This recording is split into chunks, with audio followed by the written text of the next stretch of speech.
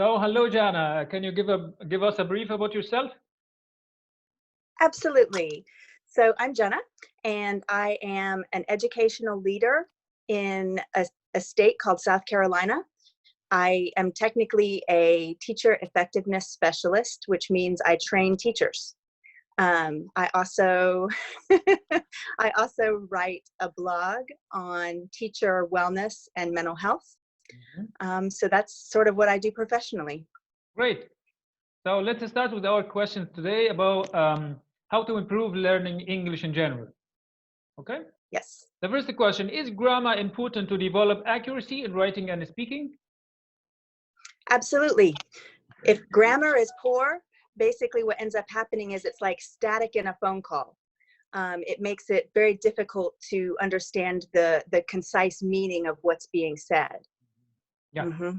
Great. The second question, how often should students practice speaking to develop this skill? As often as possible. You cannot practice too much. So um, whenever they have the opportunity to, and it's best if they have somebody that knows the language and that can give them feedback. Yeah, perfect. Where can they get a native friend? Well, the internet brings all sorts of wonderful things. There are apps where you can actually get a partner who helps with like a language exchange, especially if they're learning your language as well, so that you can sort of talk together and learn the languages back and forth. You can also get a tutor. You can look for meetup groups in your area where people might all go out to dinner and speak only English. Yeah. Okay, good. The next question. What are word games? How can they help? So word games, there are many, many different kinds of word games. Okay. Um, Usually when we think of them, we think of children playing games with words, but adults love them too. And for native speakers, they're more like entertainment. But when you're learning the language, things like word searches can help you understand spelling better, like what letter comes next. Things like a word, the crosswords, where you get the definition or the meaning, and then you have Yeah. to fill in the word. If the word does not fit, you know it's the wrong word. So these things can give you feedback while you're learning. Yeah, and they also can give you some sense of the context of words because that's quite challenging for yeah for non-native Exactly. learners.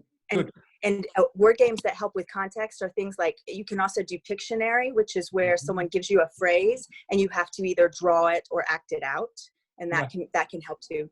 yeah, good. Okay, the next question. Okay, is it useful to refer to a dictionary to develop accuracy with vocabulary? Absolutely. Yes, it is the simplest and most fast way to find the meaning of words, especially if they're words that you do not have an equivalent, one that's like it in your own language.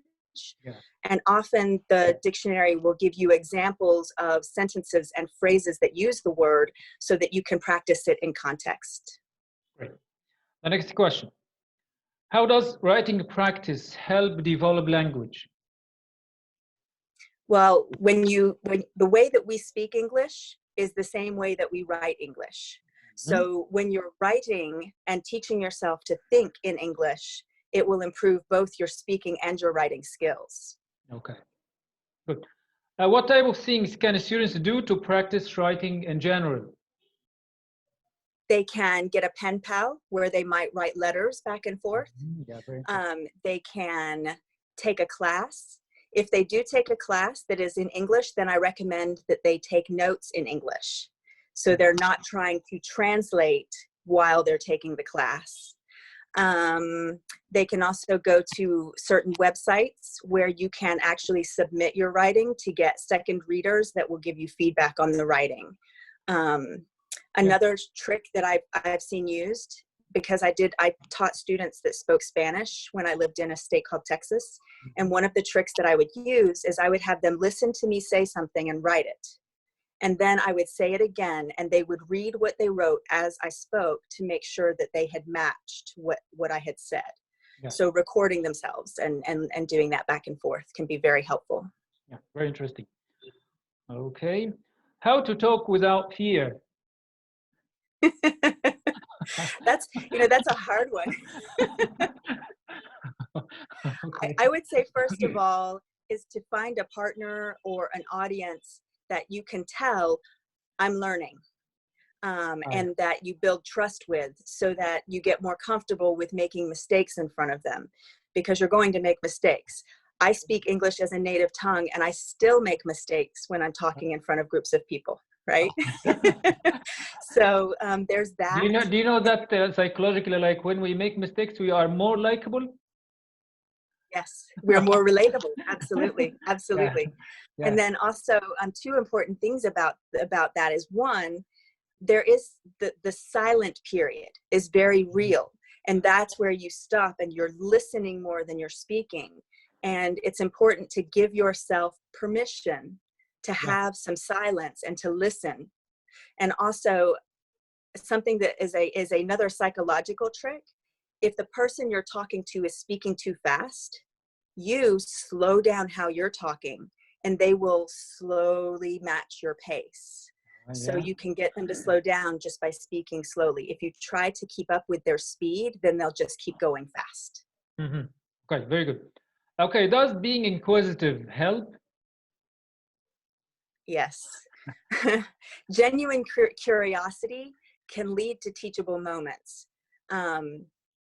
It also lets the other speaker know that you are learning, so that they can use a more basic or simple form of the words that they are using. And if you're speaking to someone that knows you're learning, they can also stop sometimes and give you definitions or give you other tricks like that. So asking questions is very important. It means you go deeper with your ideas and your speaking. Yes. Yeah, okay, very good. What does it mean to set goals? There are millions of grammar rules in English, just like your language. And so it's easy to become overwhelmed or to get distracted or to not know where to start. But by setting goals, you give yourself a focus, and also you can see your growth. When you reach those goals. Yeah, and especially moving step by step gives us confidence, and gives us motivation to move ahead. Okay. Exactly. Does listening to different things in English help? Yes. We also have different dialects here. So, and we don't have things like, the female and male gender specific words, but we do have certain ways of speaking in certain situations. So if you're trying to learn how to do conversational English, then you want to listen to people having basic conversations, and then you can actually practice by mimicking them or copying them. And then if you're trying to learn academic language, like the really, the higher languages or the higher versions of language, then you'll want to listen to people speaking those languages. Like, I don't know, do you listen to the TED Talks? Yeah, I do, a lot. TED Talks are a beautiful way to learn how to speak our language, because that is where people are describing and talking, and they're using a lot of unique vocabulary. So they're a really great way to hear the English language. Yeah, that's very interesting, like context specific and topic specific vocabulary.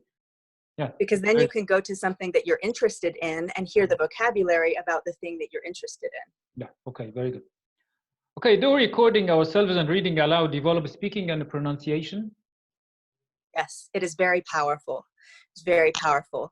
When you hear yourself, you can hear your speed, because you are often talking slower or faster than you think you are. Yeah. You can hear the tone of your voice. You can also see your face, and sometimes your face will show when you're struggling that you may not have realized you were struggling. No, I but didn't. if you're going but if you're going Sorry. If you're going to do recording, I really recommend that you also keep like a language learning journal, where as you watch yourself speak, you take notes on things that you catch or that you need to focus on, so that you can refer back to that later. Yeah, okay. Okay, the next question. How to develop an accent or improve the current way of speaking? Copy, copy, copy. Listen, just as we said earlier, listen to lots of different things in English. And when you hear the way that they say things, in the privacy of your home, if you're not comfortable doing it in public, Yeah. mimic, copy the way that they say it. Okay, very good. Okay, what should students know about a word? Like when we study a word, what should we know about it? Well, obviously you want to know the meaning of it, but it's also really important that you learn the phrases, the common phrases that we use the word in, because sometimes a word will mean something, but if you use it in a different way, it doesn't sound right. Yeah, okay. That's very challenging. Okay, does it take time and effort to improve, I mean, in English generally? Yes. One of my closest friends is but from Belgium, and he's lived here since he was probably 17, and now he's in his 50s, and he's still learning. Oh, yeah. So he's very good at the language, but there will always be new things that you learn. Even me, now that I'm writing my blog, even I learn new things about my language, and it's my language. Yeah, that's very optimistic, actually. Okay. What are tongue twisters? Tongue twisters are phrases that you use that are difficult to say, especially if you try to say them quickly. And they usually have a sound that is the same, like Peter Piper picked a peck of pickled peppers, or she sells seashells by the seashore. And you say them fast, and it can help you with forming the letters when you learn how to say them very distinctly. Yeah, okay, great. When do students need to use a mirror? When they need to check the formation of their mouth while they're speaking, Yeah. or to look at their or to look at their face when they're speaking. If you are watching someone speak English and you see them form a certain letter like O, then you can check and make sure that you are shaping your mouth in the same way to make that same sound, especially for sounds that are not common between the languages. Like, I don't believe that you guys have the P, the letter P, the P sound. No, we don't. Right. So that might be a really good one to watch someone use that letter and then practice it in the mirror. Yeah, okay. Okay, the next question. What are word associations? Word associations are kind of like a word game. It's where you take a word, you write down a word, or you say a word, and then the next person says a word that is somehow connected to it. So for example, if I said bumblebee, like the insect, someone else might say flower, right? They do not mean the same thing, but they are associated. And then the next person might think, okay, flower, well, fruit comes from flower. And then they think of fruit and they think apple. So by doing that, you start to build context and understanding of how the vocabulary works together. Okay. Why should we learn similarities? Because our brains are built to learn by making connections. So when we learn similarities between words or between phrases, that kind of thing, you are using your natural brain's learning pathways. Oh, yeah, that's very interesting. Yeah, really.